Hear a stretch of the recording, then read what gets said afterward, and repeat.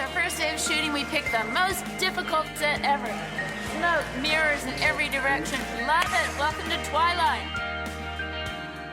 You're listening to Another Bite of Twilight, a podcast where we look back on our obsession with the Twilight saga and continue to freak out 10 years later.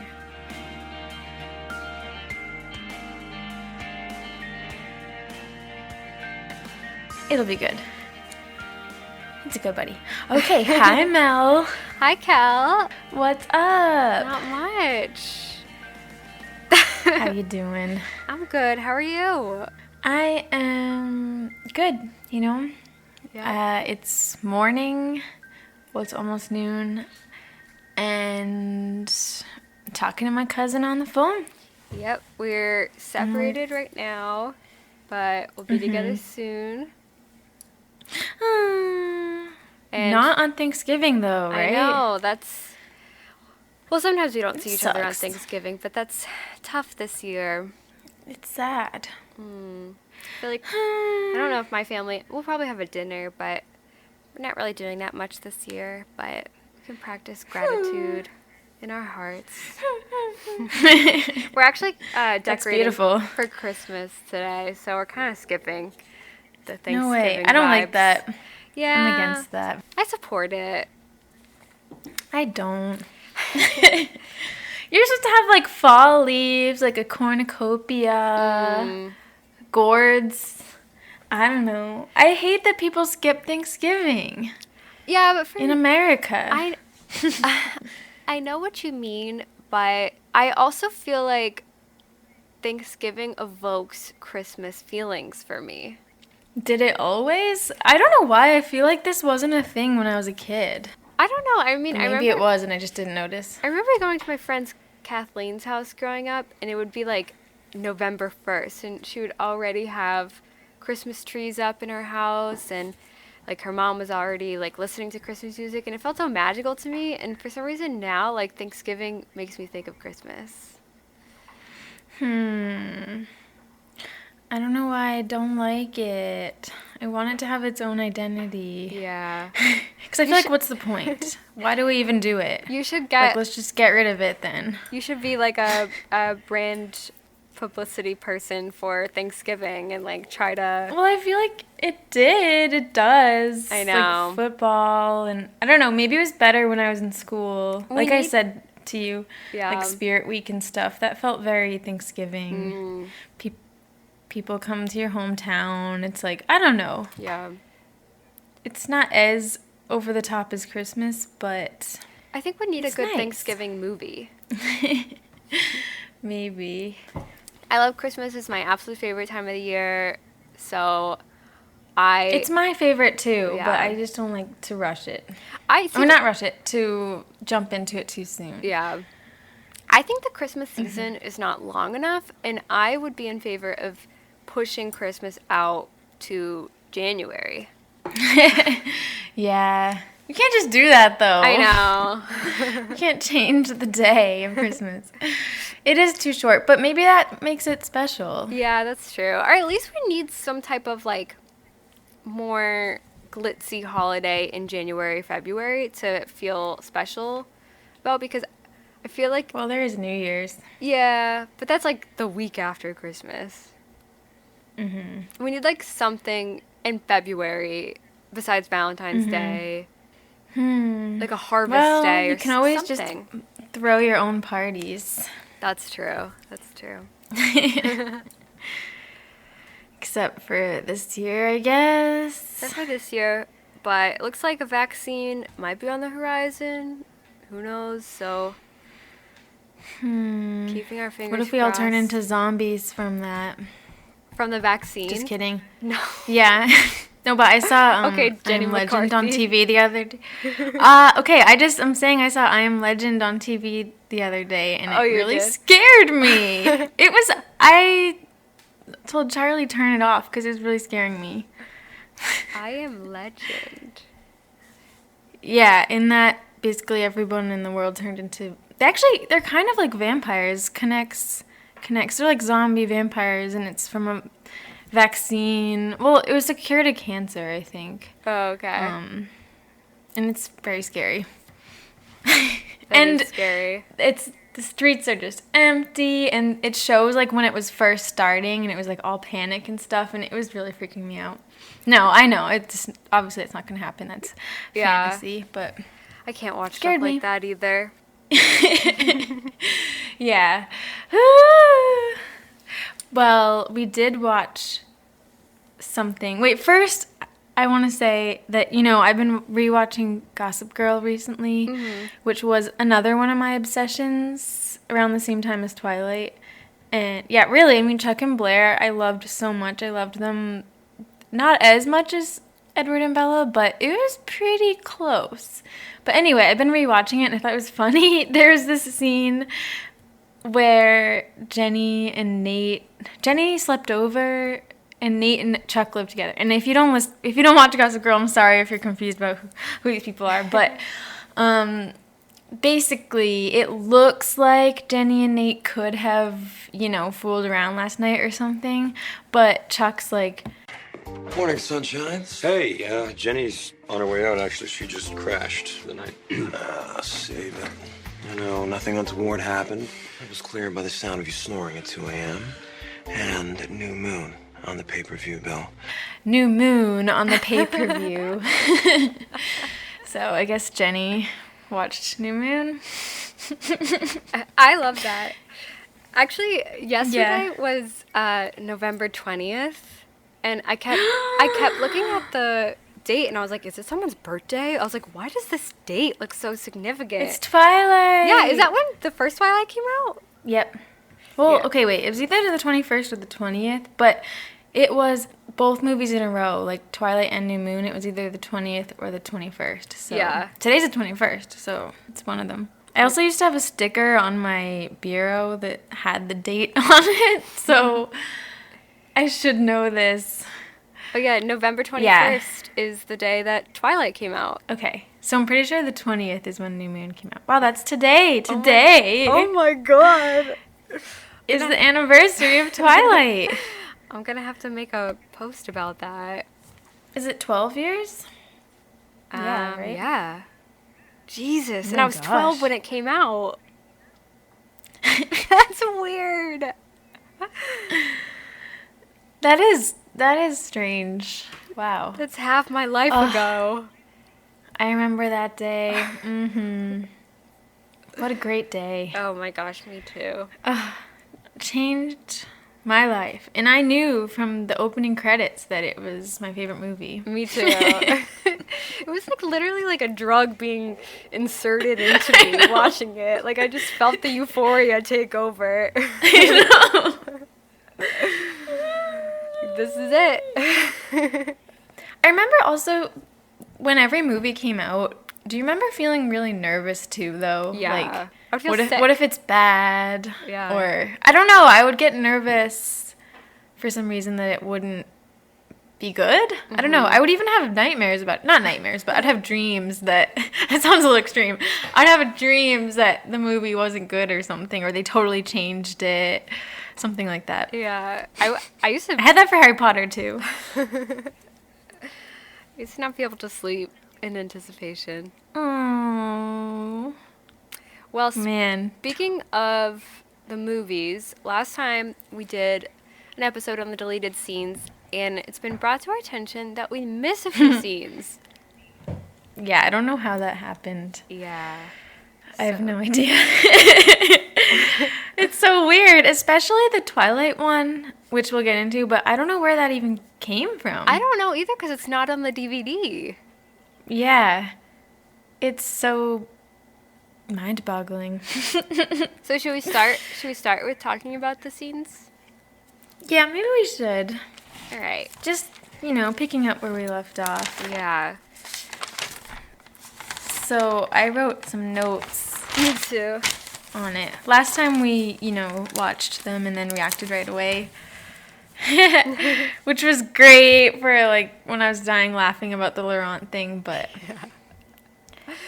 Someone Well, messaged me gosh, this is one of the shorter episodes. I was like, really? Because it took 4 hours to record.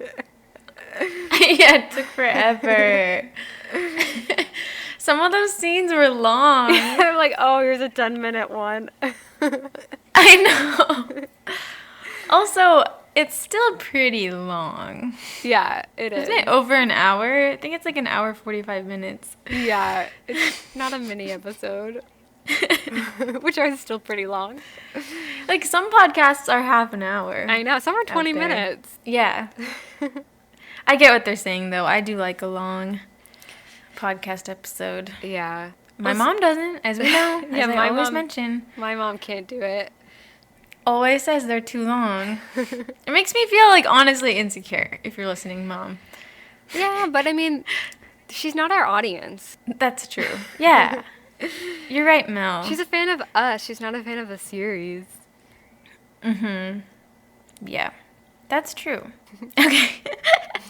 So, should we get into these deleted scenes? Yeah. These hidden deleted scenes? Yeah. Well, not really, but... Well, the first one is from the hidden. vault.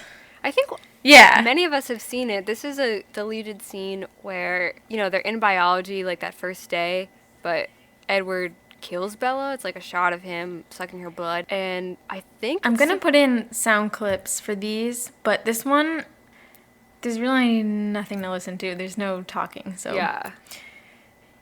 When is this Yeah. supposed to be? Like when she's first discovering he's a vampire? Yeah, I wonder if it's when she's doing her research or something. Yeah. And it would be just sort of a short clip in there when she's remembering stuff, like the hands. I don't know. The hands being cold. I think they should have actually kept this scene in, but like Me too. a few seconds when he says, I wanted to kill you the first time I saw you, or whatever, to explain to people who haven't read the book, that's why he was acting weird that first day. So true. I don't understand why they cut it, actually. Maybe, we don't know where it fit in. Maybe they just couldn't find a good spot, but it does look cool. And yeah, you're right. Explains his strange behavior better. It's funny when he's sucking her blood, the kids in the background in class are not reacting at all. That's why I thought it was good that they cut it, because, oh wait, my brother's walking downstairs. Hi, Sean. What's up? Hey, Sean. Yeah, I just recorded an episode. Do you want to say hi on the podcast?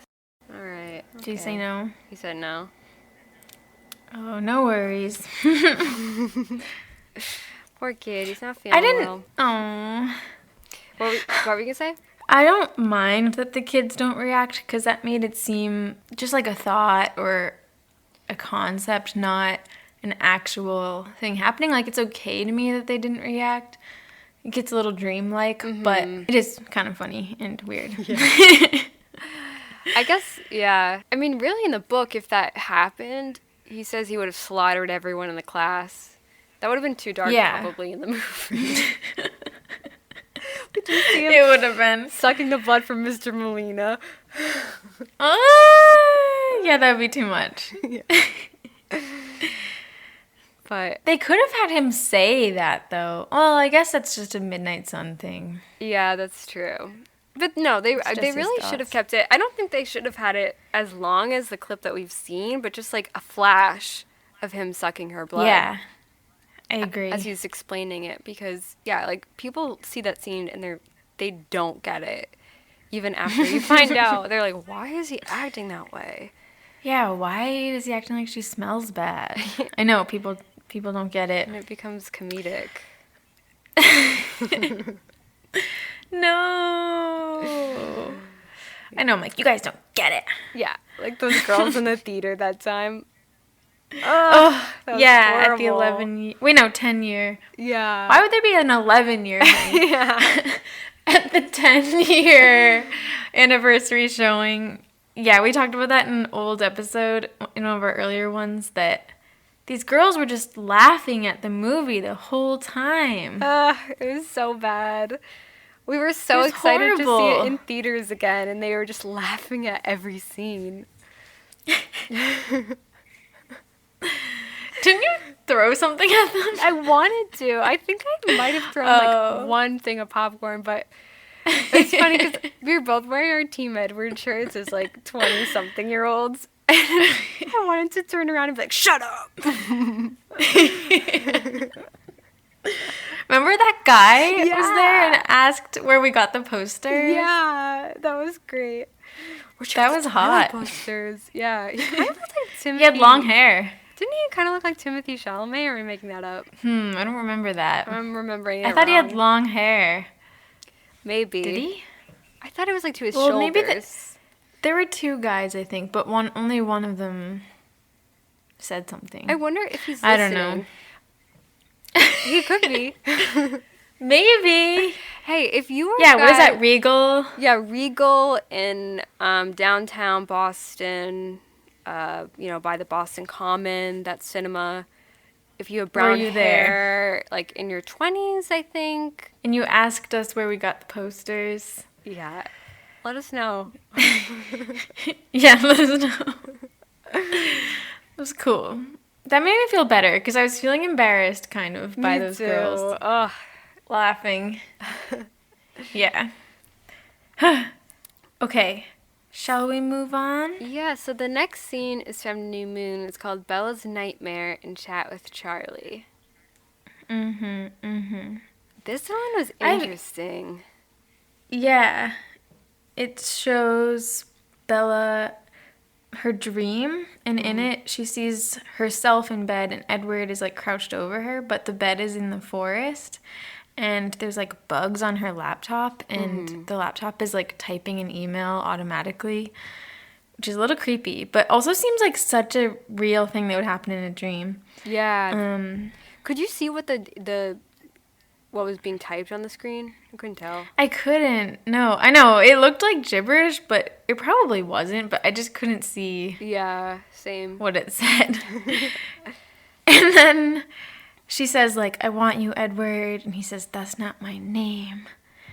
And, well, I'll put the clip in. Edward. I'm not him.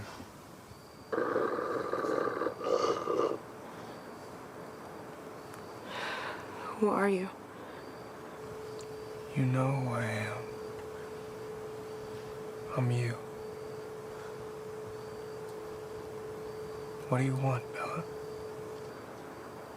I want you, Edward. That's not my name. My name is nothing. And you're nothing.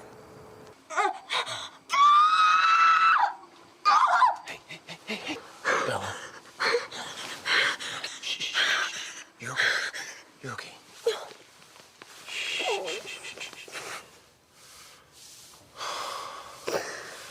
I'm sorry I woke you up. Oh, it's okay. It's all right. Kind of like when you were a baby. Didn't get a lot of sleep then either.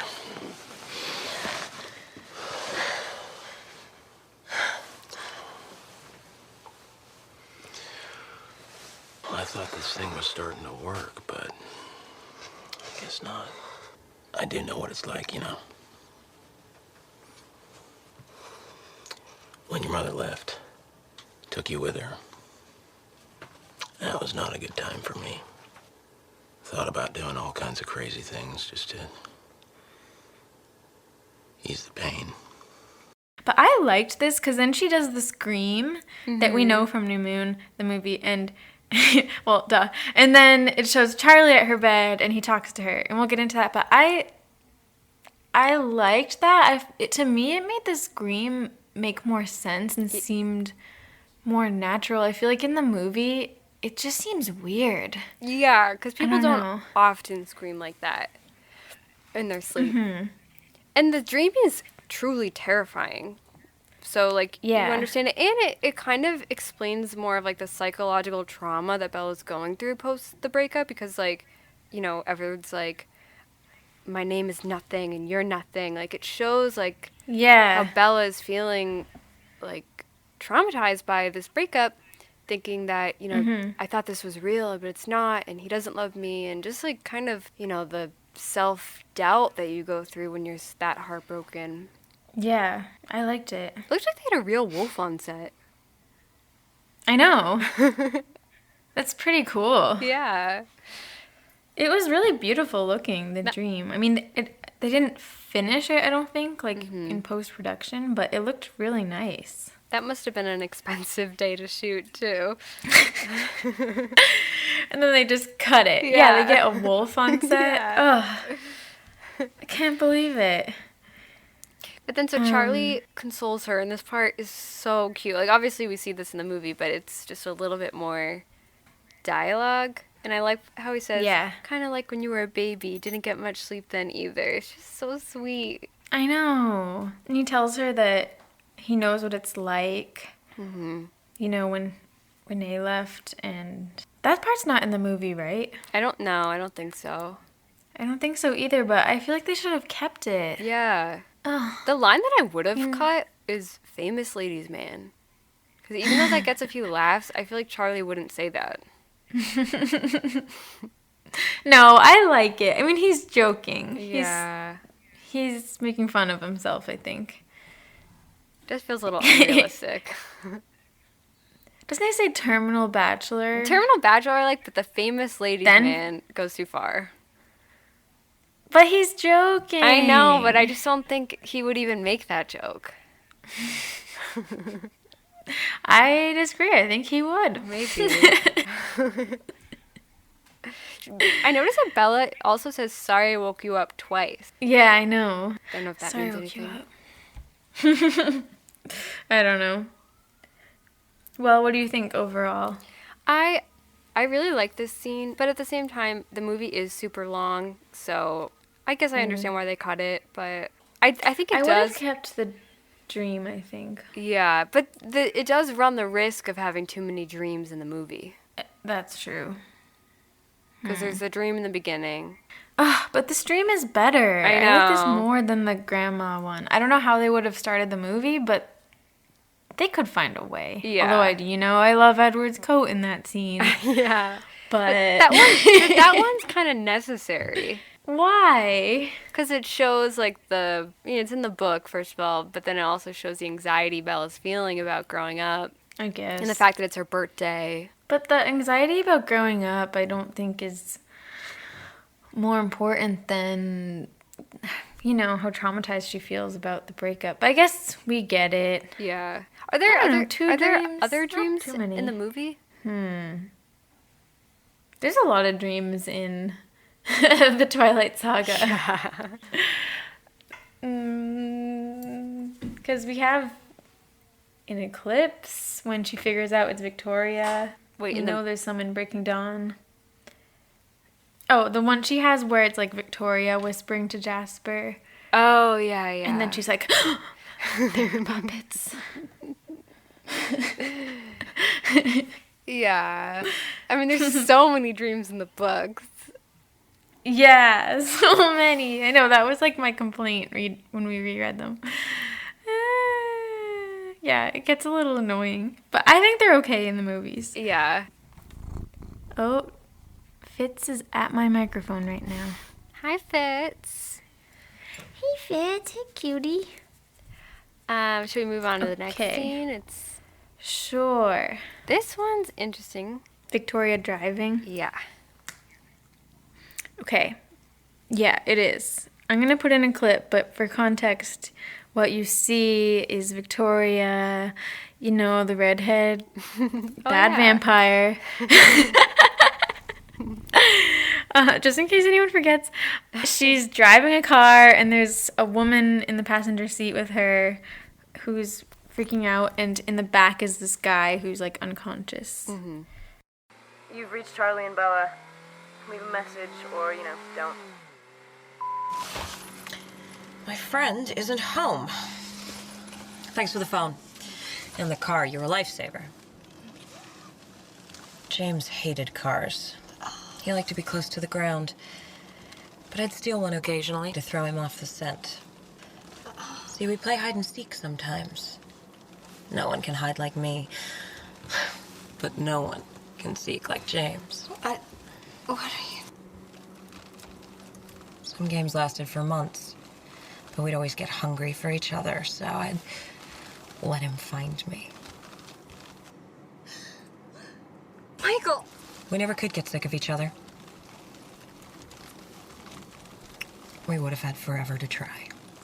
You remind me of her, the little human that got James killed.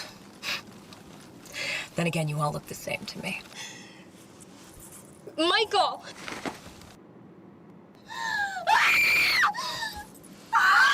James always did love a screamer.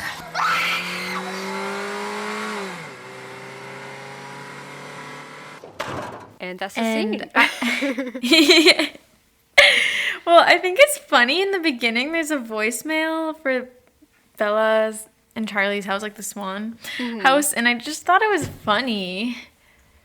I can't remember now what she says, but I'll put it in. But she just sounds so teenage angst in this message. I did not like this scene, actually. Yeah, it's kind of weird. I wrote kind of cool, but weird. Like the part when she's like, James did always love a screamer. Yeah, I don't know. And then bites the woman. Yeah, I don't know. Yeah, I don't think it's necessary. She kind of reminded me of Anne Hathaway a little bit.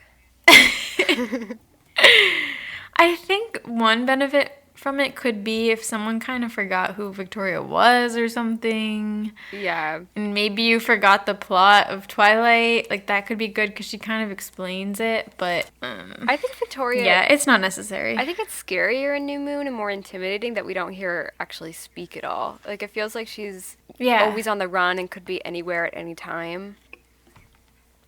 I get what you're saying. Yeah, it's kind of cool. Also, the fact that I know. I think they knew that they were going to recast her. And so I think it's better that we don't see her talk as much because she really does not seem similar to the next Victoria at all. She doesn't. I do wish they kept the same Victoria. I mean, I think Bryce Dallas Howard is a great actress, but it just bugs me. I agree, too. They could have tried a little harder. I know. But imagine being the two people in this scene where you're like telling your friends, I'm going to be in New Moon, I'm going to be in the big Twilight movie, and then you're cut out. That would suck. Those poor actors. Just like Bella's neighbor, he got cut too. Oh, I know, Bob. Oh. Poor Bob. Okay, so do we both agree okay to cut this scene? Yeah. Okay, the next one is called Mike is Left at Cinema. And when I just saw the title alone, I was like, oh. Yeah, me too. He's left at cinema? That's so sad. Poor Mike.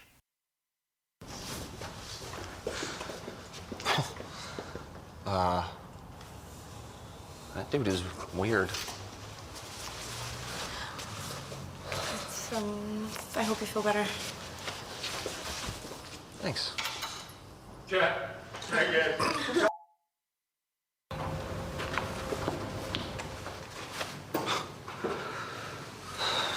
Dude is weird.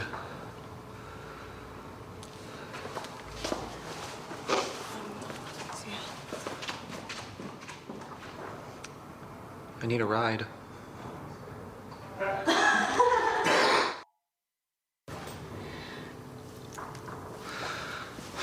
That dude is weird.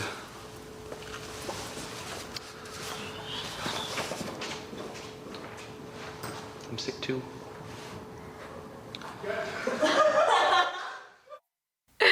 This is good. There's like a couple versions of this one. Yeah. It almost seemed like he was making it up each time. Or do you think they just had different ones that they were trying out? I don't know, but I don't know. It's so funny how after they call cut, you can hear Kristen and everybody else laughing in the background at each. Every time. Yeah. Literally every time I said cut, Kristen right away burst into laughter. Yeah. They should have kept. Okay, so the first one. Oh no, he says. First of all, the first one, Bella says like, "Hope you feel better" or something, and then she doesn't really say anything. She just walks away, and he says, I need a ride. That one was so funny. Yeah, I liked that one a lot. I feel like they should have kept that in the movie. Yeah, and then the other version, I need a ride. Yeah, the other one, she walks away and he goes, I'm sick too, which was also good. Yeah. I like that. But yeah, the I need a ride one was so funny. I know. I think it would have been perfect if it was like, what she says, hope you feel better. Yeah. And walks away, because that really makes it seem like, okay, she's gone. Like, and then he goes, I need a ride. That would have been good. But I feel like the ones where she just kind of makes a weird sound and walks away, it's not clear, like, should I follow her? Are you leaving? Yeah, like, what's true. going on? Poor Mike. That's so funny. She does seem really heartless. I was just going to say, she does seem really heartless, so maybe they didn't want Bella to look that bad. I don't know. It seemed mean. Like, why would you leave him there? Like, yeah, it's funny, but Bella looks really rude. So we can infer in the actual movie that she did drive Mike home. I guess so. Yeah. That was so good, though. Michael Welch, he's phenomenal. He is. He's great. Oh, man. It is so funny how she would start laughing so hard. I know. That does make me think it was improvised. Mm-hmm. I wonder if she would do that for every single scene or just like this. I know. Like every scene in the whole movie when they do cut. That would make me feel actually a lot of pressure as the actor performing. Like, okay, Kristen didn't laugh. Yeah, true. We're just waiting to get her reaction. Mm-hmm.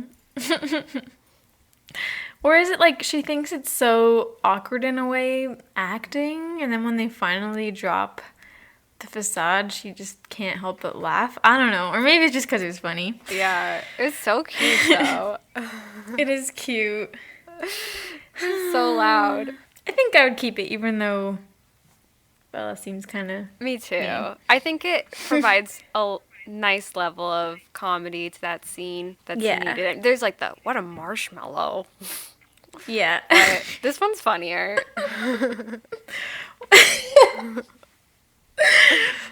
What a marshmallow. People always laugh at the marshmallow line. Like, it's fine, but it's not ha-ha. Well, I laugh at his voice. I don't laugh at the joke. Oh, true. The way he says it. But I don't know what everyone else is laughing at. Yeah. What a marshmallow. Okay, that brings me into the next one. Last one, right? Yeah. I couldn't remember if we had discussed this one. I don't think we had. No, we didn't. It's called Remembering the Meadow. And it's Jacob and Bella driving. And they're talking about... Some of it is in the movie when he's like, if I told you I couldn't fix these bikes... If I told you I couldn't have fixed these bikes, what would you have said? You doubting your mad skills? Definitely not. They will run just fine. It's just... Maybe if I was smart, I would have dragged out the rebuild.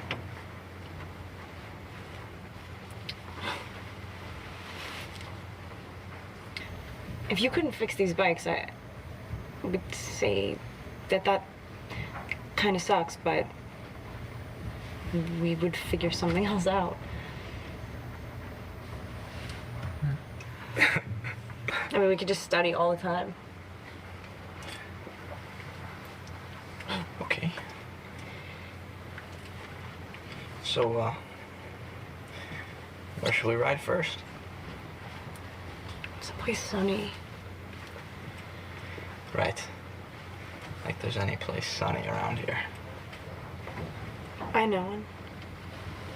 It's above the cloud bank. Where is it?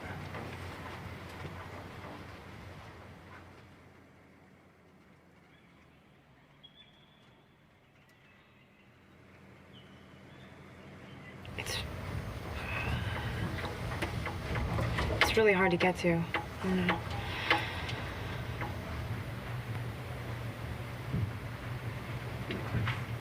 Well, it's okay. I mean, we'll just find our own sunny spot, right? Yeah. You know, what would we do? And it's a little different. She says, like, I mean, we could just study all the time. Yeah. I don't know. That was kind of awkward to me for some reason. But then they're talking about where should they go ride, and she says somewhere sunny. I mean, I can put it in here. I can put the clip in. But I don't know why. I'm sorry if I seem so anti-Jacob, but he just seemed so, like, cheesy to me. I He's agree. Like, we'll just find our own sunny spot. Yeah. Ugh. I didn't like this scene. I don't actually have much to say about it. Just neither. like, I don't need this. Yeah, there was a quick flashback of her and Edward in the meadow, but we don't need it. And don't we also already get that when she goes to the meadow? Yes. I don't know if they would have kept it like that, but I think that does it, the Meadow justice there. We know where she is. Like, we know why she wants to be there. We don't need her talking about it. Yeah, and I like the meadow, don't get me wrong, but I don't need a million callbacks to it. Yeah, same. I don't know. We get it. There's a lot. Like, we get it in all of the movies, in Eclipse and Breaking Dawn, too. It's yeah. Like, the meadow! New Moon starts in the meadow. Yeah. Enough. Yeah. Enough. The meadow. I mean,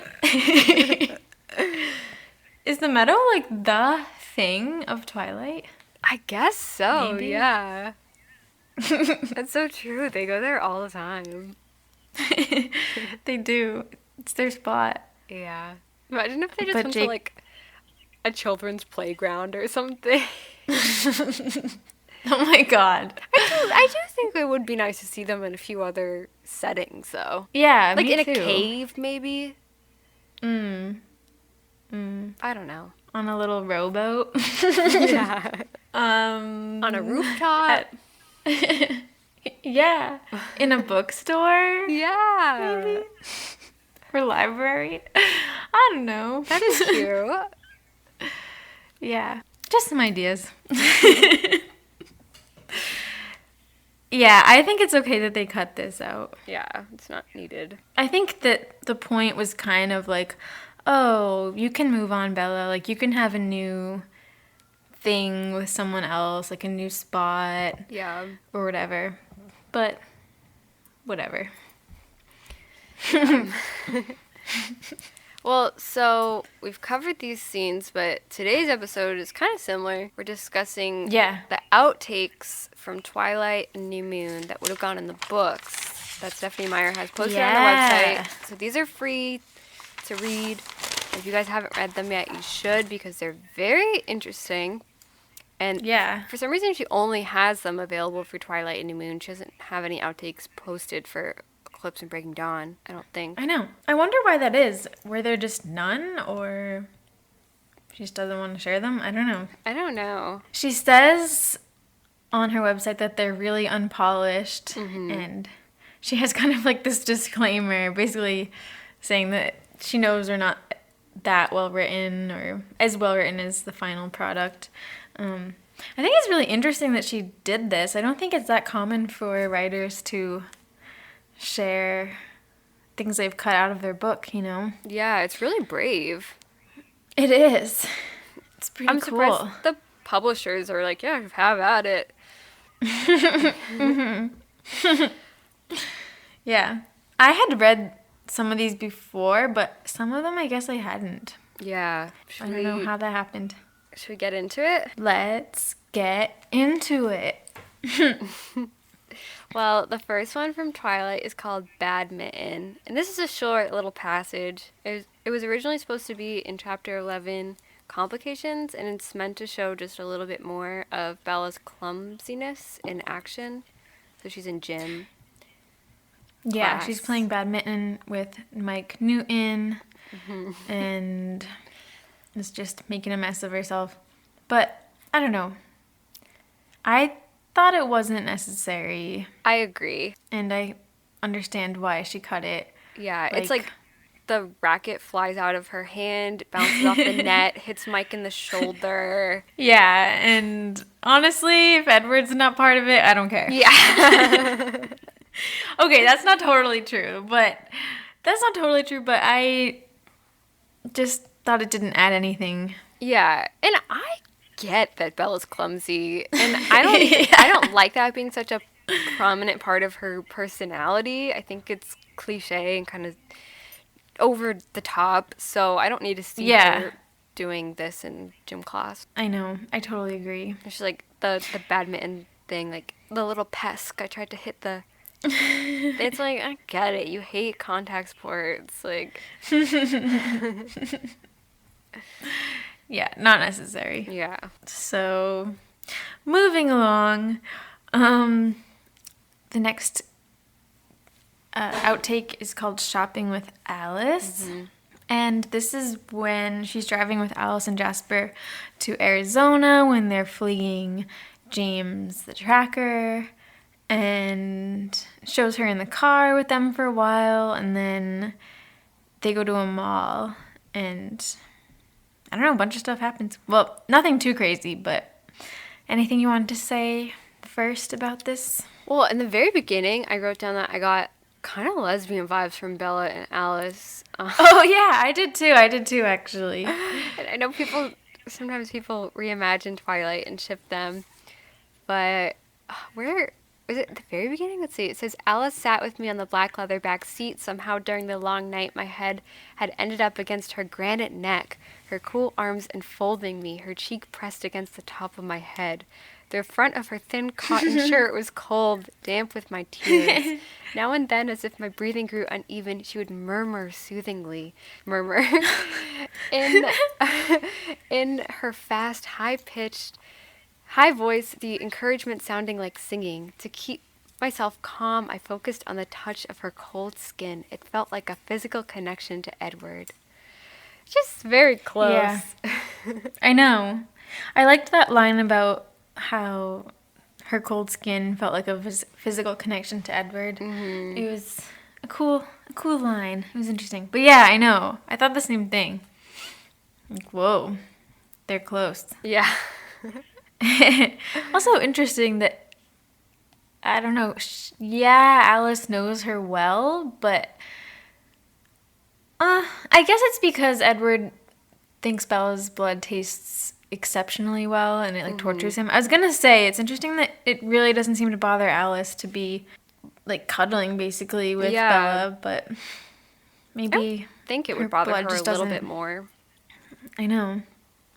I thought it was interesting. She said that Jasper when they got gas, went inside to pay cash at the gas station twice. I thought that was just a cool detail showing how they, stay undercover or whatever. Yeah. And Alice has all these fake credit cards and stuff. Yeah, one of the names was Christian Bauer, and Christian, as we know, is Stephenie Meyer's husband's name. So I wonder if these names have significance in her life. Maybe. Yeah. And it shows them driving through California, which I thought was really interesting. Yeah. Wow. It is weird to see them in a department store too. I imagine it's Sears or something, or Macy's. Yeah. They're walking through. It just seems so normal but odd for them to be there. I agree. It's interesting. They go to a food court. Yeah. I was picturing the Pheasant Lane Mall. Yeah, Bella goes to the bathroom and she's washing her face in the sink. She says that the women around her had startled looks. I don't really know why. Is it just because she looks so disheveled? Yeah, I didn't get that either. Yeah. I thought it was a little over the top.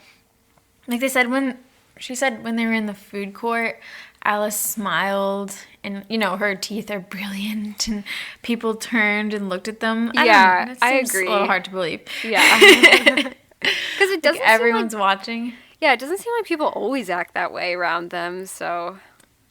Mm-hmm. Especially since. Yeah, it's not like it's the first time they've seen other people.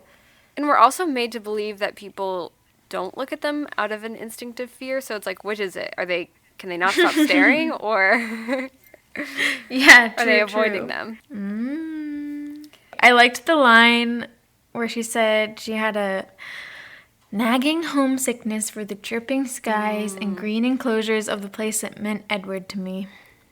I just liked that sentence. That is sweet. Couldn't remember if that was in the main book. I don't think so. I don't know. I don't think so. So they go to the hotel, and she talks to Charlie. It seems like there's more resolution with Charlie here than in the text. Like, there's still awkwardness at this part. They haven't really made up. She hasn't apologized.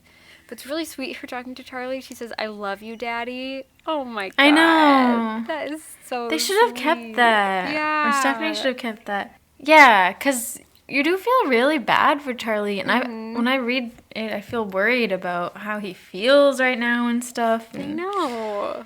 It's nice. One weird thing about this scene is they keep telling Bella to eat. Like, when they go to the food court, they get her a turkey sandwich. And then in the hotel room, they get her room service. And then she falls asleep, and they get her more room service. And it makes sense, but I'm just like, okay, how much time is passing? Like, it just... I know. Because it doesn't feel like much time has gone by. So I'm like, oh, gosh. Like... I know what you mean. It seems like a lot. But I think it's supposed to be kind of a lot of time. Mm-hmm. But it's kind of boring. It's like, we're just watching her do these, like, logistical things. And Stephenie says that our editors wanted her to cut it out because they thought it really slowed down the pace of the chase, which I 100% agree with. Like, it doesn't feel like there's much of a rush at all right now. They're just, like, shopping and taking their time and ordering room service and taking a nap. I know. I liked the line when Alice says, "You need protein. Edward won't be happy if your blood smells anemic when he gets here." Yeah, I liked that too. It was funny. Even though I liked that, though, I agree that it... I mean, I think it's interesting. I thought it was kind of cool to see them going through California and stuff, but it could have been faster. Yeah. It's also funny that at the end of this part, she calls Rosalie Carol.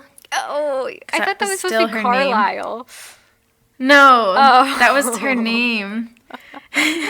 Oh, yeah. Yeah, I guess it's before she switched it. I actually think, I know it would be kind of weird. I like the name Rosalie. Like, I'm happy the way it is. But it is interesting because a name like Carol, might seem a little older. But it makes sense. Like, I mean, Edward has an old-fashioned name, but it makes sense that somebody would have a name that sounds... normal. Old for a teenager. Carol. I think, though, that, like, the names in Twilight actually became pretty popular after the movies came out. Yeah, like, they did. Alice became a popular baby name again, and I wonder if that had any correlation. Jacob became super popular. Yeah. They pretty much all did, I think. Yeah, Emmett, definitely. Even the names of the actors, like, I think Kellen became a more popular name, too. Yeah. I think Jasper did, too. Yeah. I don't know about Esme. Probably. Probably went up. Carlisle? I don't know. I'm sure some people named their kid that because of Twilight, but I don't know. But Alice became really popular, and that was considered, like, a pretty old name. I love the name Alice. Yeah. I would name my kid Alice. But yeah, Bella and Jacob, I think, were number one spot names around 2008, 2009. Yeah. Isn't that crazy? That's I know. Weird. I wonder what she thinks, that she had a significant impact on, like, the names of a whole generation. I know. But, like, it makes you wonder if Carol would have become, like, a popular baby name if they kept that as Rosalie's name. Carol. I like the name Embry. Me too. Wait, that's actually so cute. Quill is cute too. Quill is cute. Quill's a really cute name. Yeah. Maybe I'll have twin boys and name them Quill and Embry. Sam is a nice name, but, like, that's been around. You know. Sam. It's just, it's a pretty common name. But it's a classic. Yeah, I'm trying to think of Emmett is a cool name. I always like that Emmett and Edward kind of sound alike. Yeah. It makes it believable that they'd be brothers. It does. Nice job, Stephenie. Yeah. Well, I always, like, some names that I really like for, like, my future kids, I've always loved the name Dorothy because I think of The Wizard of Oz. But, like, of course, that's a name from, like, the 1930s, 1940s. So my mom thinks of that as, like, an old person name, but, like, old as in, like, her parents' generation. And I feel like to her, that's, like, oh, like, it'd be like if we named a kid, sorry if this is your name, but, like, Kathy or something. Like, it's, like, that's everybody's mom's name. So my mom's like, no, you can't have a kid named Dorothy. But I think that'd be really cute to, like, bring that name back.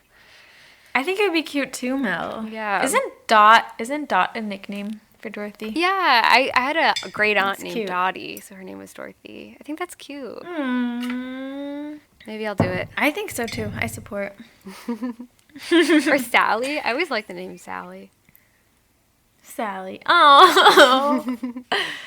That's so cute. Yeah. Like the peanuts. Sally.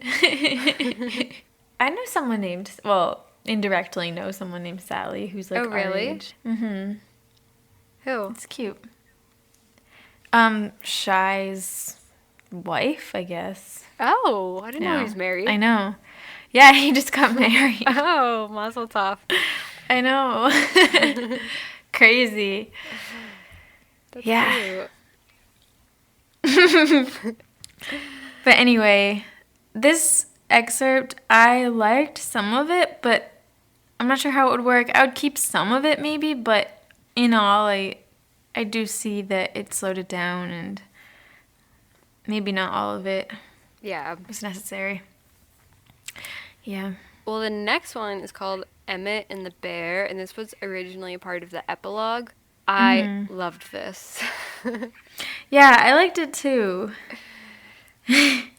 So Emmett's just, I guess, with Bella and Edward. Sitting on the couch. Edward's watching TV. Yeah. Edward's watching the cooking channel, I believe. And he's just telling a story about how he got attacked by a bear and Rosalie saved him. But I thought it was so funny. I'm sure you like this too, the line where he said, "I'd had a little too much fun in my 20 human years, so I wasn't surprised by the fires of hell." Yeah. Like, whoa, what were you up to? I feel like this revelation came to me when reading this, but I feel like Emmett has the exact same personality that I imagine, like, Rob Gronkowski to have. I could see that. Yeah. He seems Just like that. Same person, partier, just here to have fun. Yeah. Yeah. And then there's a part where Emmett jokes about Edward having to turn Bella, and Edward punches him. Yeah. And he falls off the couch. Yeah. And then Esme calls up, "Boys!" Like, as if they're an actual, teenagers. Boys. I thought this line was a little weird to me, though. It's, "You'll have to put her down sometime," he threatened. I wrote that down, too. What the hell It's does like that as if mean? she's a dog. I know. What? Excuse me? That's something you say in front of her, too. I know, and it says he threatened. Yeah. So it's not even, like, joking. Yeah. Okay. Yeah, that was odd. No, but so the thing about, like, he thought that, like, the transformation into a vampire was the fires of hell. It's also kind of cute how we thought that Carlisle was God. I know. That Rosalie was an angel. That is cute. Aww. And Bella here acknowledges, too, that Bella and Emmett found the family in the same way of they both were loved as a human, even though Emmett's was a shorter time. Yeah, true. That's what we've been saying. Yeah, the hypocrisy. The hypocrisy, the mythology. The mythology. I'm fine with this scene, like, if she kept it. Yeah, I'm fine without it too, but I think it's cute. Yeah. It is cute. Emmett's interesting because here he is saying he wasn't a very innocent person as a human, but he also does seem very innocent. Yeah, I mean, he has just everything he says about... Yeah. I know he has killed people, but he still has this, like, innocence about him. Yeah. I don't know. Personality-wise. Yeah. Just go with the flow. I like it. Just here to have fun. But they could have... This didn't have to be in the epilogue. I feel like this little scene could have been in any of the books besides Breaking Dawn. It's true. Or New Moon. Yeah. I mean, it could have been, like, the beginning of New Moon, but... It's just a nice little, like, moment that we have of them sitting on the couch being normal. And it's cute that Edward is watching the Food Network to learn how to cook for Bella. Know. It is cute. Well, the next one is called Extended Prom Remix. And Stephenie says that it was a self-gratification at the very worst. Yeah. Just kind of for fun for her. And it shows Bella going shopping in Port Angeles with Alice, and she has no clue why. And Alice gets her a dress and shoes and stuff and does her makeup and hair, and just like in the original, version, it's so frustrating to me. Like, I don't get how she doesn't know. Truly don't get how she doesn't know. Yeah, I wrote Bella slow. It makes it more obvious. Like, I know. They're literally prom dress shopping. Yeah. And she doesn't put it together. I liked, though, when... Oh, Alice put her in, like, a corset thing. Yeah. And then she was like, wow, I have cleavage. Yeah. Oh, wait, I loved this. Because then when they're, at Charlie's house... Edward's like trying to distract Charlie so he doesn't look at Bella's boobs and like get mad about her cleavage, which just felt like so cute. It was. And it's cute thinking about Edward thinking about Bella's boobs. I know. I like it. Rosalie helps Bella get ready for prom too, which was shocking to me. Yeah.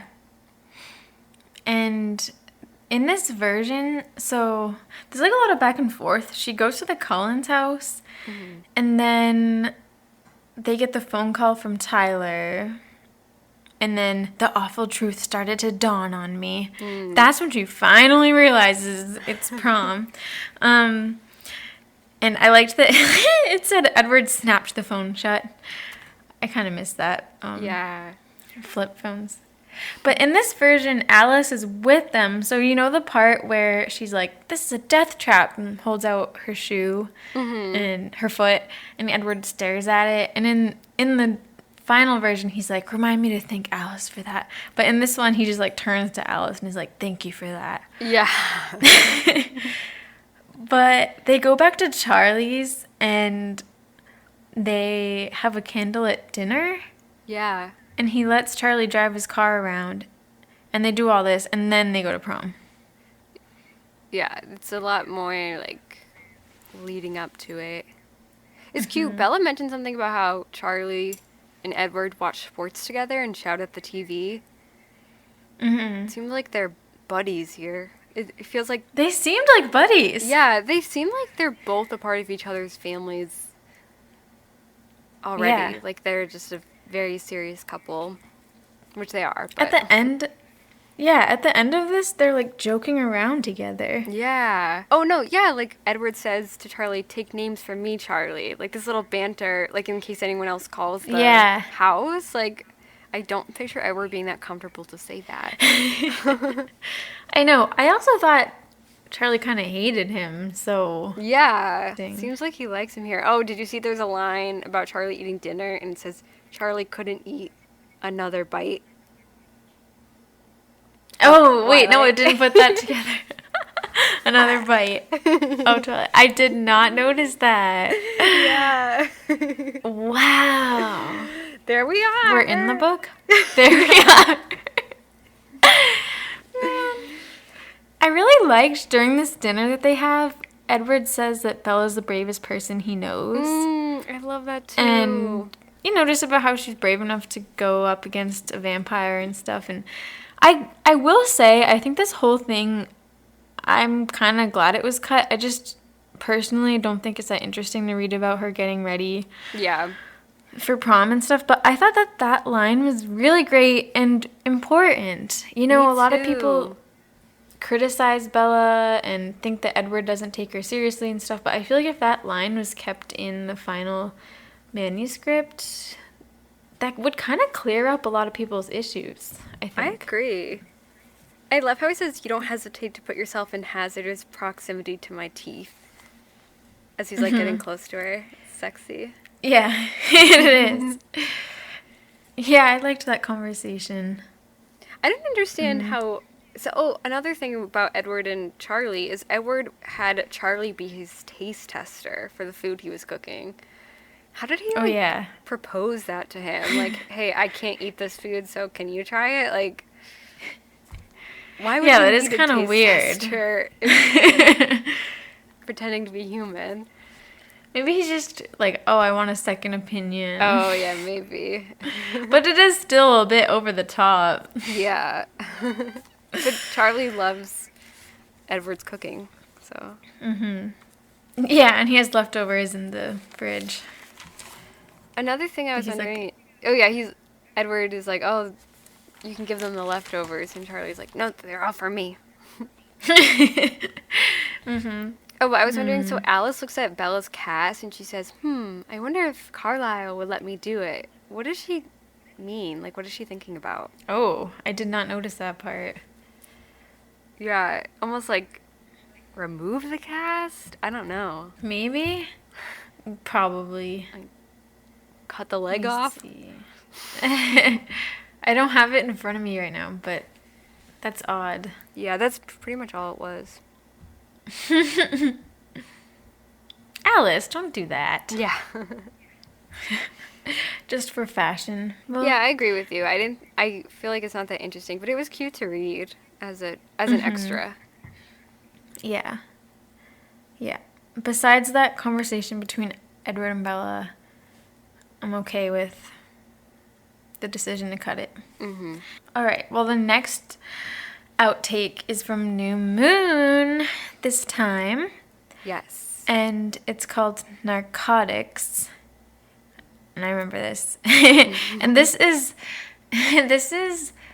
right after the birthday party, after she hurt herself and got stitched up by Carlisle.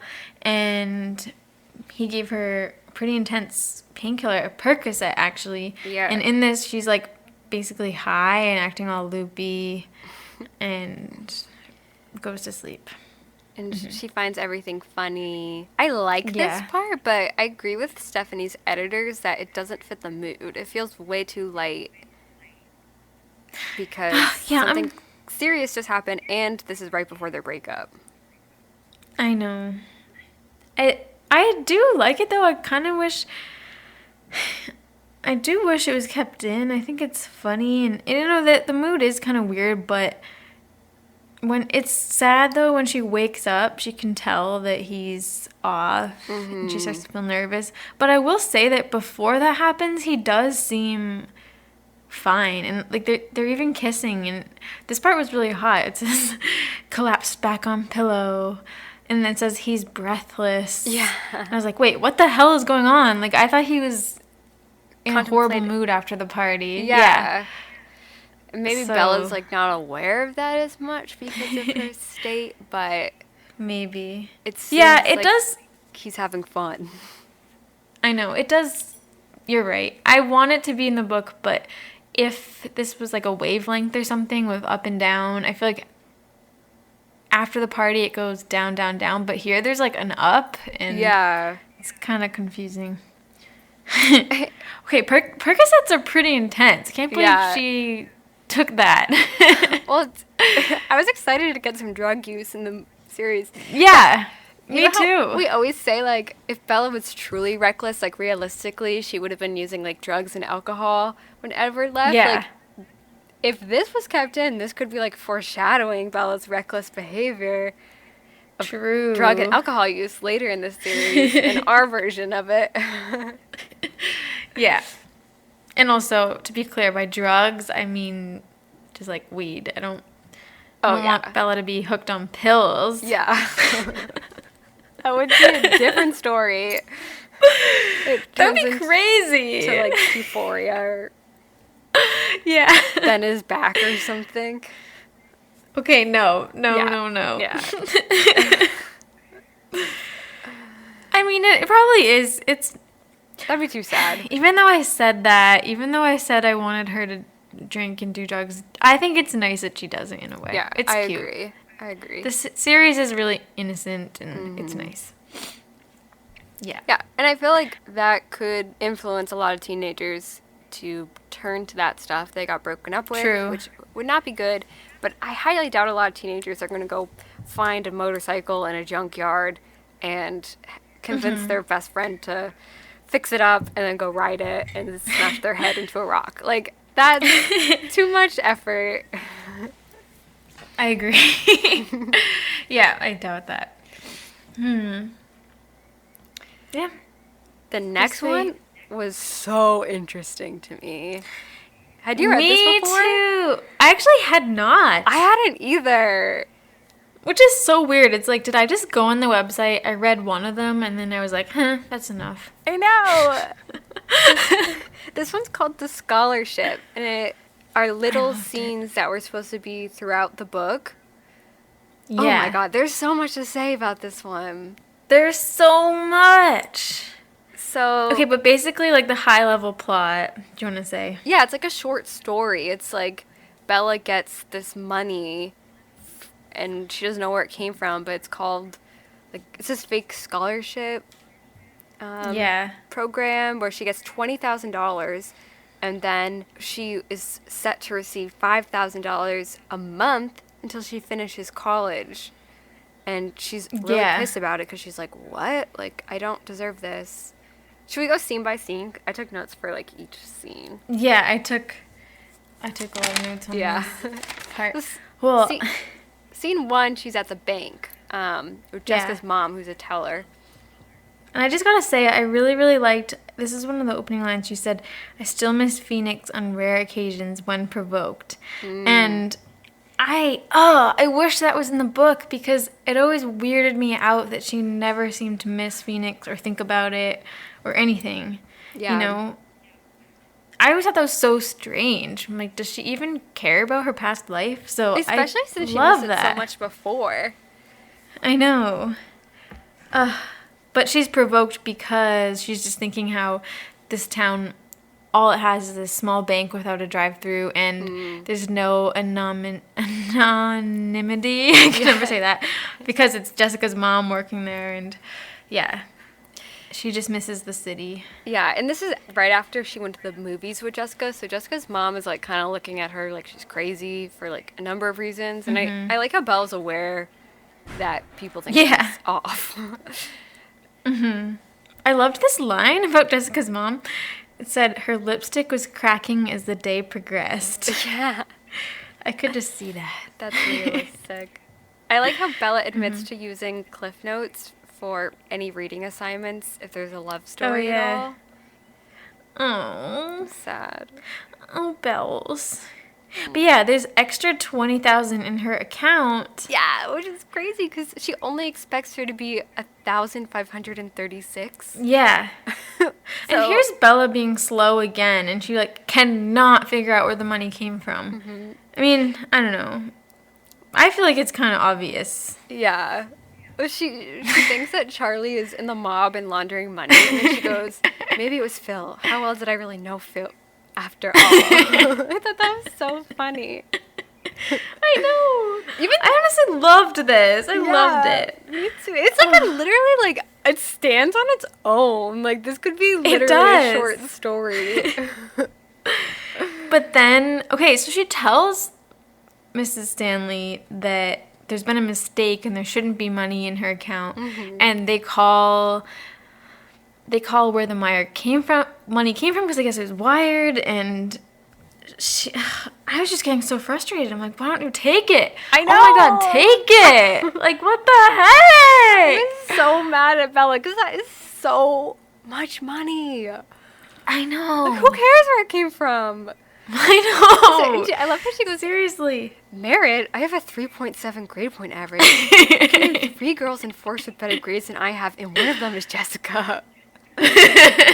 Which is surprising. I wouldn't think Jessica would have better grades than Bella. I know. And $5,000 a month?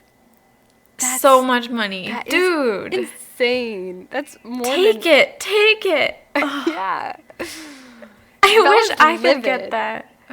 I know. She closes the account and she wires the money back. I'm so mad at her at this point. Me too. But it gets worse. Like she could do anything she wants. I know, it gets worse. But so she goes home, and then time passes and... Oh yeah, wait, just more about the scholarship thing, because I'm guessing Edward hired someone to actually run this trust, and the guy says that it's for female students who relocated to a smaller town and that were overlooked for were rejected for other scholarships. That explains why someone with 3.7 would get it. It's so specific. Oh, it cracks me up. Bella's like, what? A scholarship that goes directly into my account? Doesn't go to the school at all? Yeah. And Miss Stanley's pissed. She's why isn't so this girl annoyed. excited? Yeah. I'm pissed too. Me too. I was getting so mad. And as you said, it gets worse because later she gets a check in the mail. Since she turned away the direct deposit, she gets a check and she burns it in the sink. Yeah. Oh my God. And then they send it to her in cash. Yeah, and she brings it to the Cullens' house because she's pretty sure that Edward's behind this. And she leaves it in a package. It's cash bills of $30,000 that arrives to her in a FedEx package. And she burns some of it, actually. And then she drives to the Cullens' address and leaves a box on the steps. Then she thinks, maybe I should donate this to people with diseases of the blood or something. She changes her mind and just leaves it there by accident. And she throws it through the window. Yeah. What? I thought the diseases of the blood thing was funny. She should have at least donated it. Clearly the Cullens don't need this money. I know. She could have done something incredible with that. I know. She could have lived the life of her dreams and donated some of it too. Yeah. If she doesn't want to keep any of it, she could have given it to some amazing charity or someone who really needs it. At first, I thought she was driving over to... I was trying to think in my head as I was reading this. I was like, is there a character in need that she's bringing this to? And I was like, I don't know, maybe Jacob's family? I'm like, who is she bringing it to? But yeah, no, she brought it to the empty Cullens' house, threw it through the window, and broke the window. I kind of couldn't tell, if Bella knew it was Edward or not, but that made it clear. But at the same time, it's so Jessica's mom gave her... Because this guy... as a fake name Isaac Randall. Jessica gave her Isaac Randall's email and phone number, and Bella had the phone number written down, but Charlie threw it out, so she doesn't have that anymore. Imagine if she called that and Edward picked up. I know. Well, I was wondering, is it Edward or was it actually a guy that was looking for Edward? I was thinking of it as just Edward. So when she got the email written back from him, I thought that was literally communication with Edward. I know. If so, though, because she definitely at this point knows it's him.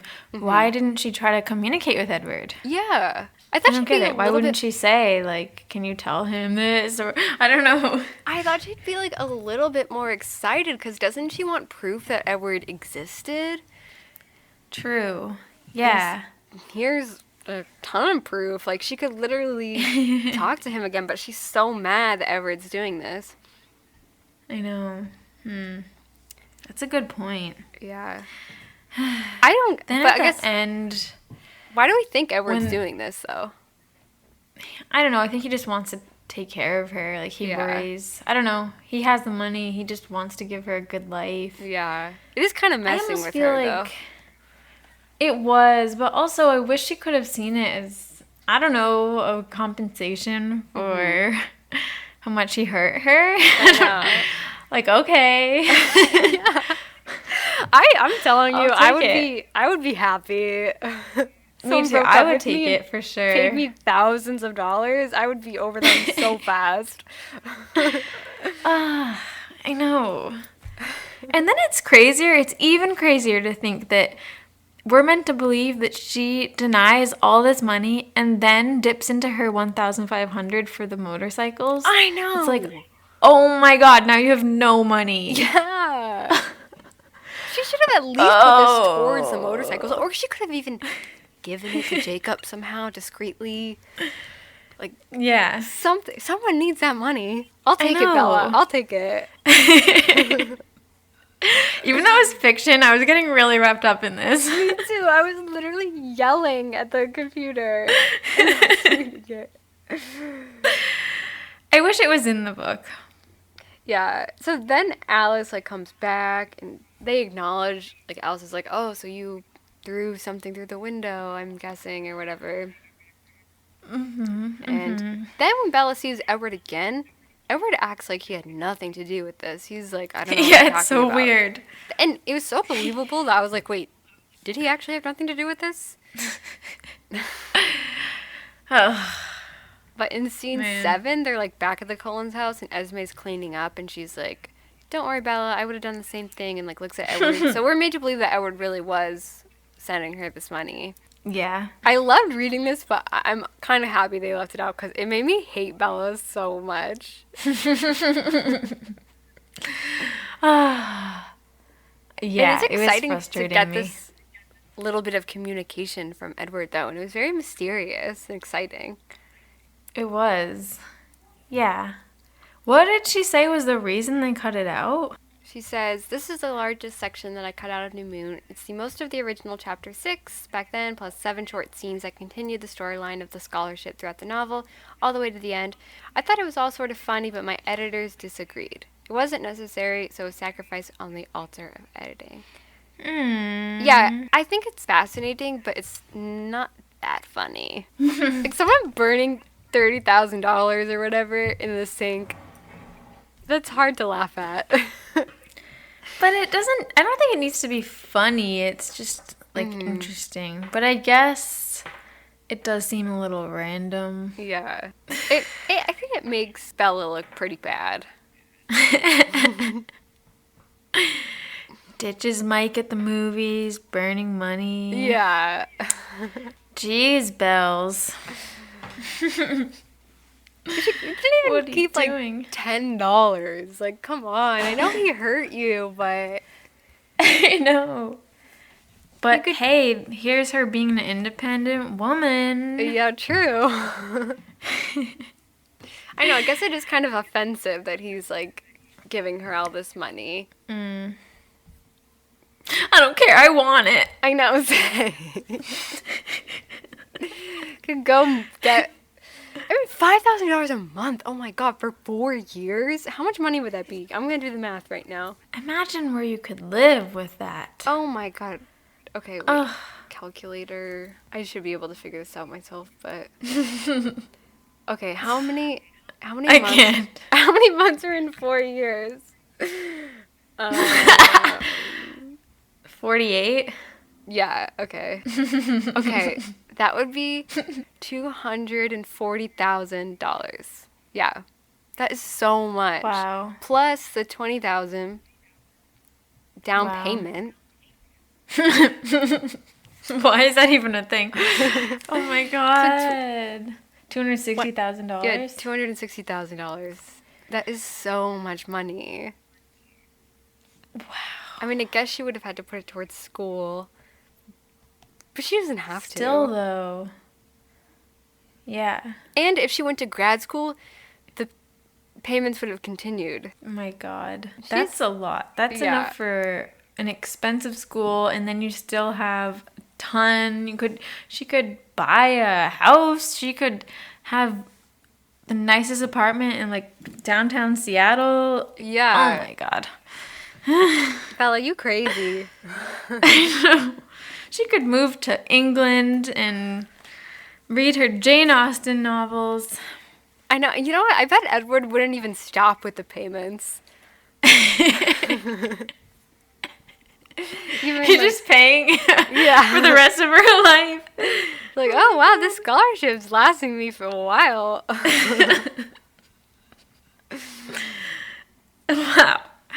Wow.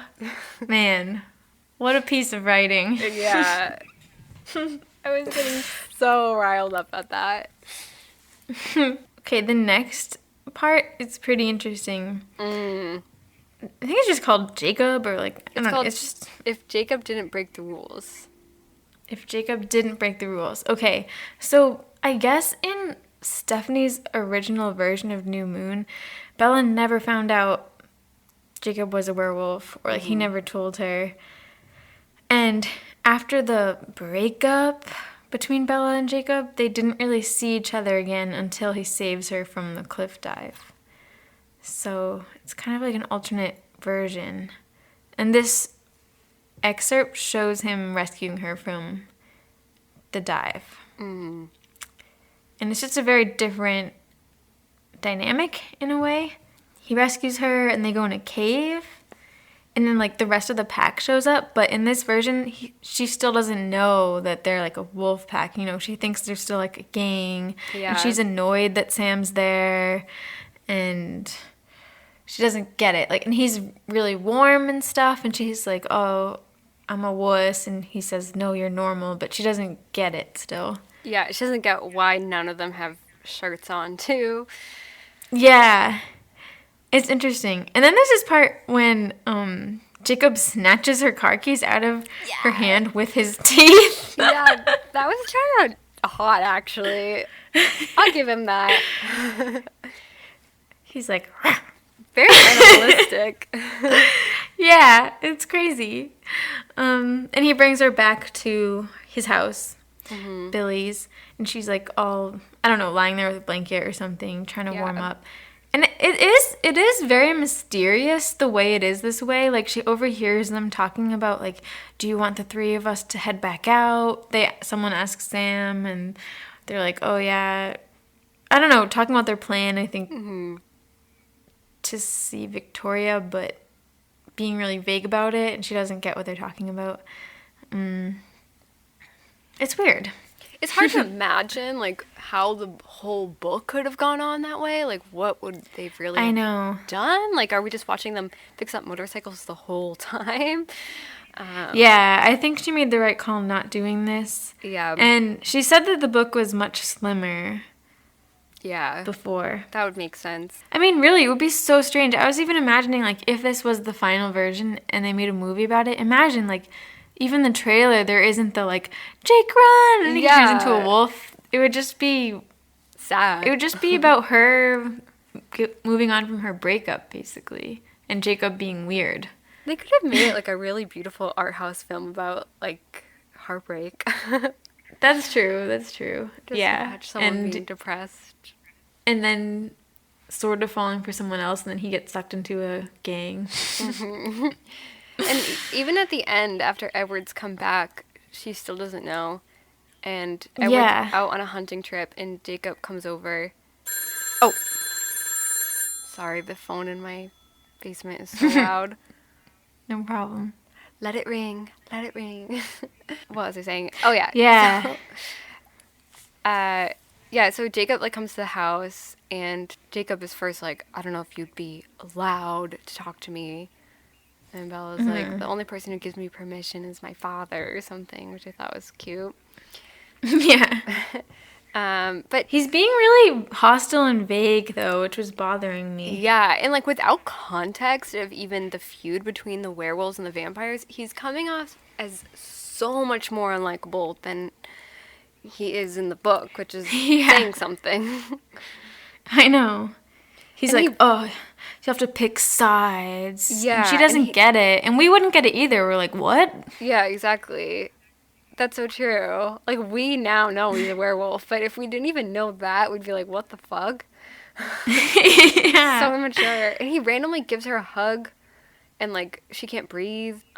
He kisses her forehead. Yeah, it's so uncomfortable. So then, at the end of this, she's with Edward, I think in her room. I'm not sure.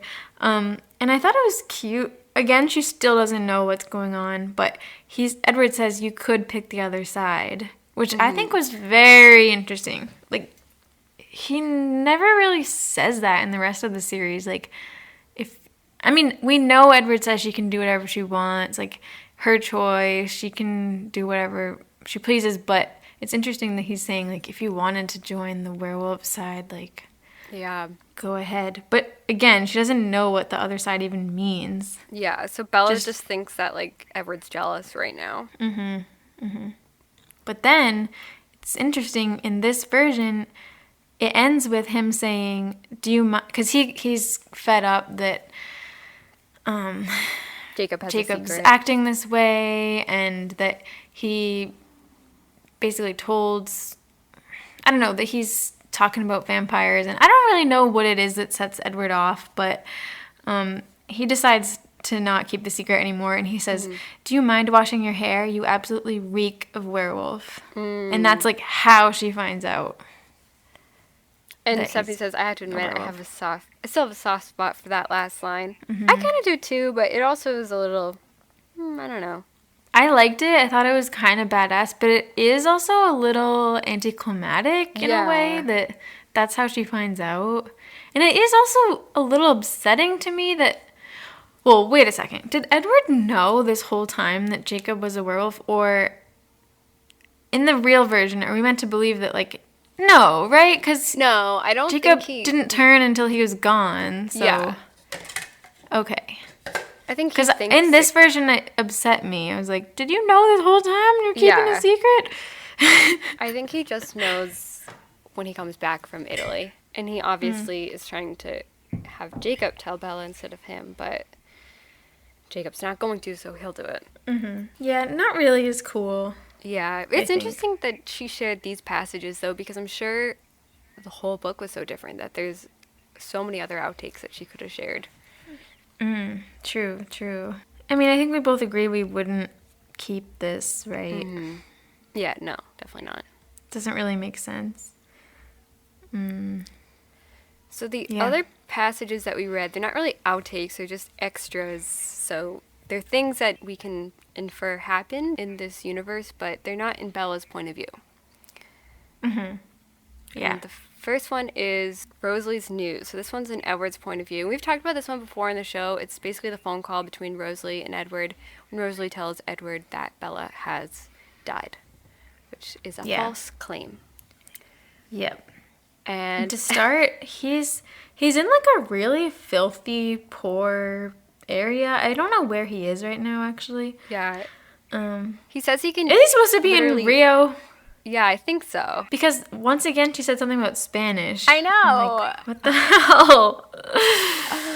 Not the same. Portuguese. But I was wondering why. I don't understand why he's in like this dirty, rat-infested building or something. I don't understand. I know. Is he just torturing himself?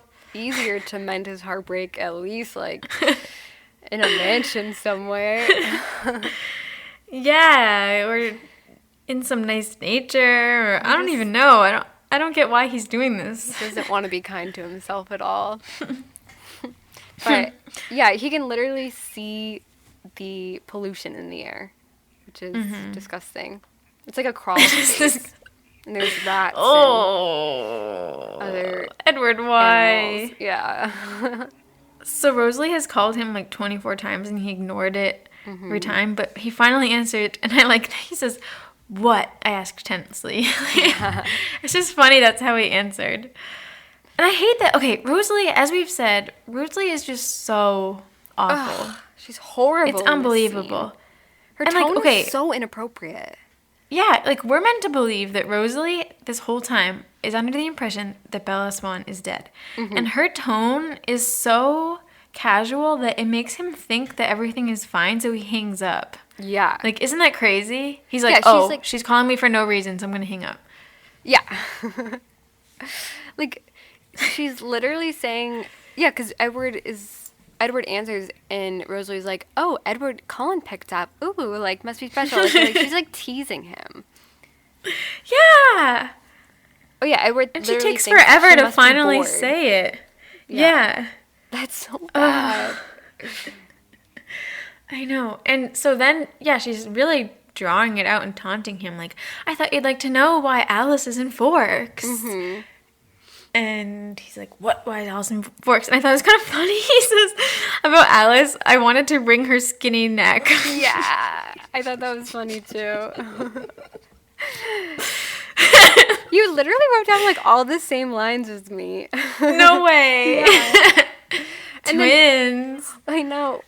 We talked about this before, but Rosalie she's dragging out and she's like, I didn't say Bella was in Forks. And then later, I didn't say she moved. Like, okay, spit it out if you're going to say it. Like, she's making him play 20 questions. I didn't say she moved.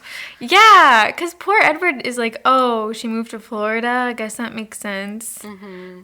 I didn't say she moved. It's just so mean. And then Bella It's so mean. is like relieved that Bella has died because she thinks that means Edward will just come home and they'll be a family again. I know, what an idiot. I know. You really think he's gonna just go home and be like la-di-da? Yeah, like, after okay. you do this to him? Time to move on. Yeah. And, yeah, so she delivers the news Bella's dead. She jumped off a cliff. And it's in the movie too, but here he calls the Swan House, and a voice he doesn't recognize picks up, and once again we have Jacob saying he's at the funeral. The funeral. Which I always thought was so inappropriate. Like, that's just not, it would be a funeral. A funeral, yeah. Not the funeral. And then Edward could say whose. Yeah. He's at the funeral. Imagine if that happened in real life. Like, let's say my dad went to the funeral of his coworker's father, wife or something, you know? And someone called the house and said, is your dad home? And I said, no, he's at the funeral. The person calling would be like, what the fuck? Who's the funeral? The funeral? Oh. Yeah. And doesn't Jacob know he thinks it's Carlisle? Yeah. Yeah, it doesn't make sense. I was going to say the only defense I could have is Forks is a small town, so it could be something like, oh, everybody knows that so-and-so's, the Harry Clearwater's funeral is today. You know, maybe, but he knows it's supposedly Carlisle, so it just doesn't make sense why he would say the funeral. Yeah, Carlisle wouldn't know about the funeral going on today. It seems like a English lesson or something. Yeah. Or like when I'm learning French, it's like, no, you should say like le funeral. I don't even know what the word for funeral is. Yeah. Le, not I mean, to be fair, no, I think Edward maybe still would have jumped to conclusions even if he said a funeral. Yeah. And in the that's movie, true. Jacob says he's arranging a funeral. Yeah. So. He's arranging a funeral. What if we just see Edward go, oh, whose? You're right. Oh, okay. Just ask for Bella. He should just ask for Bella. Like, that would have saved so much trouble. I know. You're right, though. Like, he does think Bella's dead, so probably just hearing the word funeral. Yeah. He's like, oh, God. Yeah. What bad You're timing. Right. I know, that is such bad timing. What are the you know, odds? life is all about timing, though, you know? Yeah.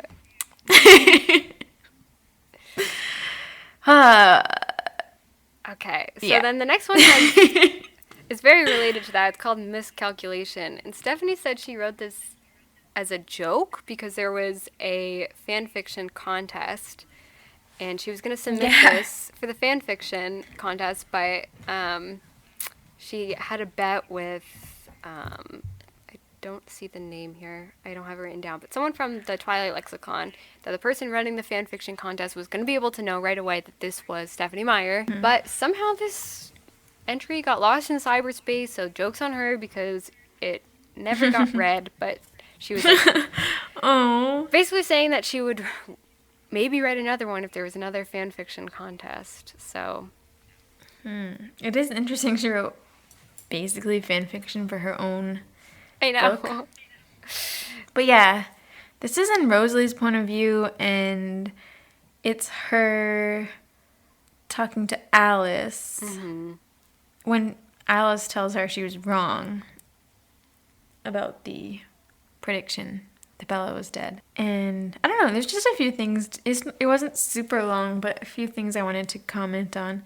I thought it was interesting. She describes Alice as being always calm because she knows everything. And I was wondering if it's because Alice just has this sense that everything will be all right eventually. But I also don't think of Alice as someone who's always calm. So No, I don't either. I feel like she's frantic. Yeah. It's interesting. And I guess it seems like Rosalie doesn't really like Alice. it did seem like that, yeah. Or she doesn't understand her, at least. Yeah, I got that sense too. And here, I guess Rosalie is in Alaska staying with Tanya, and she's like looking at her reflection in the door and really overthinking and admiring her face and how her face reacts to her mood and stuff. I don't know. Yeah. She's just so caught up in her vanity. She's weirdly self-aware. She even says something like, I'm not a great person. Not in these words, I'm paraphrasing, but I'm not really a great person. Maybe if I wasn't as good looking, I would have tried harder to be a good person. Yeah. Okay. I know. I almost felt like weird pity or something. Not pity, but it made me a little sad that she didn't think she was a good person. But then again, it's in her control, so she could just do something about it. Yeah. She's like, she's aware that she had selfish motives, like wanting her family back together. But then she also feels a little bit guilty. She like knows it wasn't really right. But then she keeps like convincing herself like, oh, well, Edward would have wanted to know the truth anyway. So then she's proud of herself. Like she's going back and forth between how she should feel about what she just did. I think she actually did have okay and understandable motives. Like, it's understandable to want your family to be together again. And she's probably right that Edward would want to know the truth. But the way she did it was just horrible. Was awful. Yeah. She should have gone there in person at least to make sure he'd be okay. Like, yeah, with like some flowers or something. Oh my gosh. And his love of his life is dead. Yeah, like, imagine if Emmett died. And she says, like, she knows that that's how she would feel, but it's like, she should have thought about that. Yeah, she has no empathy. Yeah. She's literally also, she says she's jealous of the way Alice is reacting to Bella's death. She's like, is that how she'd react if I jumped off a cliff? Like, oh my God. Yeah, who thinks that? Seriously, who thinks, like, when someone dies, like, oh, would they be that upset if I died? Yeah, that's crazy. Oh my God. And she says she mourns Bella a little bit just because she brought Edward peace. I don't know. It's just... I know. And then again, it's like, she can't even mourn Bella just because Bella's a person. I know. And immediately after that is when she starts admiring her beauty again. Like... Oh, man. I really liked this detail. Because she was thinking about how she misses Edward and she misses his dry wit and stuff. And she said... Yeah, she said, his stereo blaring out the latest indie discovery. And I wrote in capital letters, yes! And underlined it. Because I always knew Edward was an indie boy. And this just confirmed it. I loved that. And his humming. Cute. Oh, cute. So then when Alice calls and Rosalie finds out she was wrong... First of all, she doesn't really take responsibility. She blames Alice for giving her the wrong information. She acts like it's all Alice's fault. And Alice is like, you're wrong on 2 counts. Bella's not dead. And also, Edward's not just going to come home and get over it. And I didn't like this line that Rosalie says, what, you think he's going to pull a Romeo? Ha! Like some stupid romantic? I thought that was like... I know. Just a really immature line. Cheesy and too on the nose, especially since the correlation with Romeo and Juliet. Yeah, it was too on the nose. And would she really guess that quickly?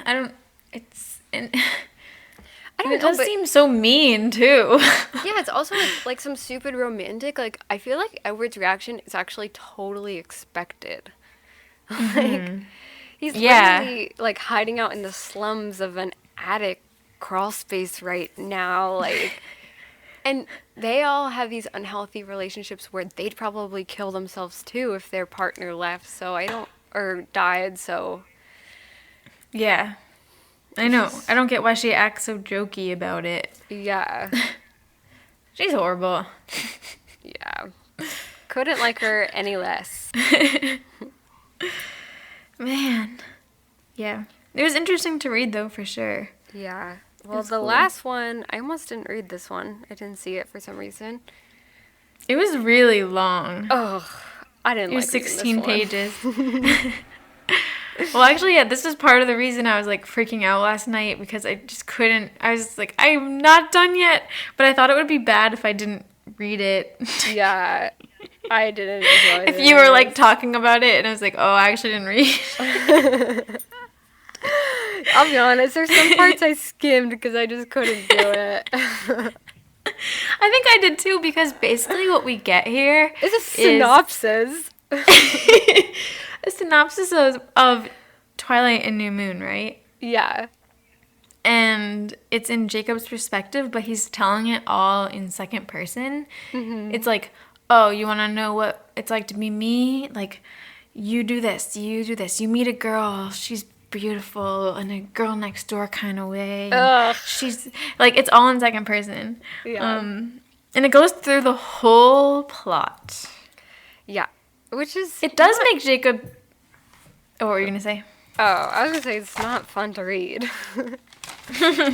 It wasn't... It's just not necessary. Like, we've already read this book. Mm-hmm. Yeah. I guess she wrote it because she was upset that a lot of people hated Jacob and felt like his perspective needed to be seen. I will say when you read it... Oh. Sorry about that. Can you hear Lily also from upstairs? She's going crazy right now. No, I can't. Hopefully it doesn't come up on the microphone. Okay, someone answered. Cool. I was going to say, I do think reading this, I could see where Jacob is coming from throughout it all. Like, yeah, okay. But, yeah, not the most captivating read. It was interesting that's in second person. I don't wonder why they put it in second person, just so you could be in Jacob's shoes. I guess so. I like how he mentions how he had crushes on other girls at school. I would like to see that. I know. I liked that too. There's this line I loved. I wrote it down. He says, "You're secure enough in your masculinity to admit that the guy is good looking." Yeah, about Edward. I like that. You literally wrote down the exact same lines as me. Wow. Yeah, I wrote down that line. You get a few crushes on girls at school, but they blow over quickly. Yeah. Who? Oh my God. I want to see that. I know. They are kindred spirits, as Jacob keeps saying. Yeah, he did keep saying kindred spirits. Kindred spirits. I didn't like that because I was like, why? Like, I just didn't see know. how him and Bella were like connecting. Like, it did seem like it was more of like a shallow crush. Just even saying she's pretty, like the girl next door. Like, okay, what does that mean? They don't even have a ton in common or anything. Yeah. You know, I feel like usually when people say that, it's like, wow, they really get me. But I don't know if I've ever seen that between the two of them. It's just like a crush on a junior as a freshman. Yeah. And then I also, kind of relating to the crush thing, he said, you have a good summer in La Push. You work at the garage, do a few hours a week at the store. What store? I was like, what the heck? Anyway, go on a few group dates. One girl has a crush on you, but it's just a friendship thing for you. What? I would love to see that. Do you think Jacob has kissed other girls? I feel like maybe he has. Maybe he has. But for some reason, I feel like he says Bella's his first kiss in the books. Is that wrong? Oh. Maybe he does. I'm getting, like, fan fiction confused with the books. Wait. I'm trying to remember. I know, it sounds familiar. He's going on these dates. I feel like he should have kissed someone else. Because I feel like I remember recording the Eclipse episodes and being like, oh, you should kiss someone else. Or like, I don't know. I thought it seemed... Oh, yeah, like that's your first kiss. I think I remember saying, like, you seriously are going to kiss one person your whole life? Yeah. Which, nothing against anyone that does that. That's cute. Like, it's fine. But he just seems so sure as a teenager. Like, the Bella's the only girl he ever needs. And she's turning him down. So that's why I'm like, Jacob. Yeah. Like, she's the only person you've kissed. Chill. Like, and you can it's move on. a forceful kiss. That's... Yeah. Both of them are forceful. One is physically forceful and one was manipulative emotionally. So they're both really bad first kisses if those are his only experience. And then the next kisses presumably are going to be with Renesmee. No thank you. No thank you. I want to see him with some La Push girls. Mm-hmm. But yeah, I thought that was cute and just cool to see Jacob outside of Bella in a way, you know. And then he says when he turned into a wolf. Oh, sorry. What no, no, you keep going. Oh, just he talks about transforming and stuff, and there's this part. I don't know if you wrote it down. I don't know. He says, "Naked and sick, you curl up in the dark and cry like you've never cried in your life." Oh, I didn't write that down, but that was sad. It is sad. It's interesting. I actually didn't write anything else, though. I just wrote, it's sad, like, after he's turned, that he says he has to go to school to keep the secret, which we never really see, but that he's not allowed to really focus on his studies because he has to focus all of his energy on staying calm. So it's like, really, like, his whole life and future is just thrown out the window. And the Wolfpack is saying that he's too dangerous to hang out with Bella, but it's interesting that he still rejects that and later does. And I also said I don't really understand why Jacob doesn't really see a difference between the Cullens and the other vampires, like Victoria and Laurent. Do the wolves not know that the Cullens are vegetarians? I thought they did as a part of the treaty. I thought they did, too. It's like a huge difference between them. Yeah, but he acts like there isn't a difference. Yeah. I like the stuff in Jacob's point of view in Breaking Dawn, but I don't need to see it in second person and, like, so, you know, granular like this, where it's just a synopsis of the whole entire story from Jacob's point of view. Mm-hmm. Yeah. Besides the fact that he, like, went on some dates and worked at a store and stuff, I didn't really learn anything new. Yeah. Oh, he does mention that Bella went to Harry's funeral. Oh, really? Yeah, but that confused me. Yeah. Does that happen in the book? Does she go to Harry's funeral? I don't think so. In fact, I'm pretty sure she doesn't go in the book. Yeah. Because that's when Edward calls. Right? But they go for a little bit and then leave in this. I don't know. I didn't enjoy reading this section, to be honest. Me neither. The most exciting one was the scholarship. That one was so exciting. Yeah. I loved that. I loved it. I was on the edge of my seat. Well, me too. Really affected me. I guess that's it, though. Yeah. Outtakes from the books. Outtakes. And this, again, thank you to our Patreon listeners for helping to pick this episode. We do a poll up on the Patreon. A few options we put out, and this one won by a smaller margin than the last episode did. But it's interesting to see what you guys pick. It is interesting. It's very interesting. Who knows what we'll cover next time? I don't. It's cool to read, though. Just like the movie scenes, it feels like, I don't know, getting another book in a way. Yeah, I know. I love it, and I love doing the deleted scenes too. So that's exciting that we still have more to do for that. Oh yeah, jeez, wait, I forgot. Yeah, we have Eclipse and Breaking Dawn. Oh yeah.